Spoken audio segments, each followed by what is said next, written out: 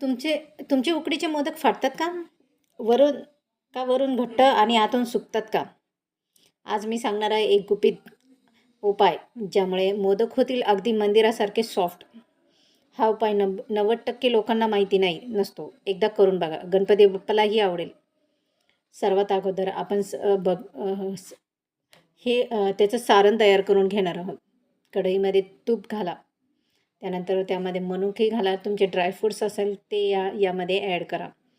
आपल्याला सर्वात अगोदर सारण करून घ्यायचं आहे आणि ड्रायफ्रूट्स ॲड केल्याच्यानंतर सुकामेवा, विलायची पावडर, जायफळ पावडर हे सर्व ॲड करा. यामध्ये मी तुम्हाला अशी सिक्रेट ट्रिक्स सांगणार आहे, जेणेकरून तुमचे देखील ही मोदक तोंडात टाकत्यास विरघळतील आणि एकदम नरम हॉटेलसारखे लागतील.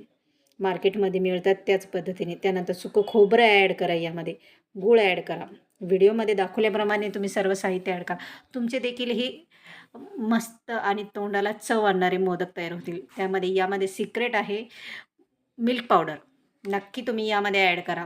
ज्यावेळेस तुम्ही सारण तयार करता त्यावेळेस मिल्क पावडर नक्की ॲड करा, जेणेकरून तुमचे देखील ही मोदक सारण तोंडात टाकताच विरघळेल. त्यानंतर हे सर्व साहित्य मिक्स करून घ्या आणि आपलं हे सारण तयार होणार आहे व्हिडिओमध्ये दाखवल्याप्रमाणे. त्यानंतर आपण करणार आहोत पिठाची उकड करून घ्या, किंवा मी व्हिडिओमध्ये दाखवले त्या पद्धतीने देखील ही करू शकता. त्यानंतर तांदळाचं पीठ घ्या, त्यामध्ये थोडंसं मीठ घ्या आणि त्यानंतर गरम पाणी घ्या. हो मैत्रिणी, गरम पाण्याने पीठ मळून घ्या. त्यानंतर थोडंसं यामध्ये सिक्रेट आहे तुपाने आपले मोदक फाटत नाही आणि अगदी सॉफ्ट होतात.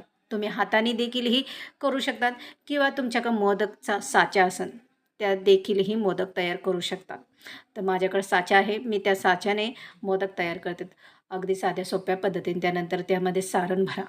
हो, आणि खूप चवीला अप्रतिम लागणारे हे मोदक तयार होतात आणि सॉफ्ट देखील होतात. मार्केटमध्ये जसे मिळतात त्याच पद्धतीने. काही भागात उकड काढून घेतात याची, किंवा अशा पद्धतीने देखील हे नक्की करून बघा.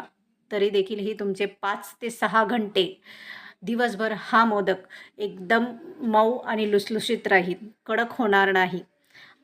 आणि इकडे इडली पात्राच्या याच्यामध्ये किंवा याची उकड काढून घ्यायची आहे. तुम्ही बघू शकतात, हाताने जरी केलं किंवा साच्याने देखील हे केलं, एकदम परफेक्ट हा मोदक तयार झालेला आहे. आता इकडे आपण केळीचं पान घेऊ शकतात.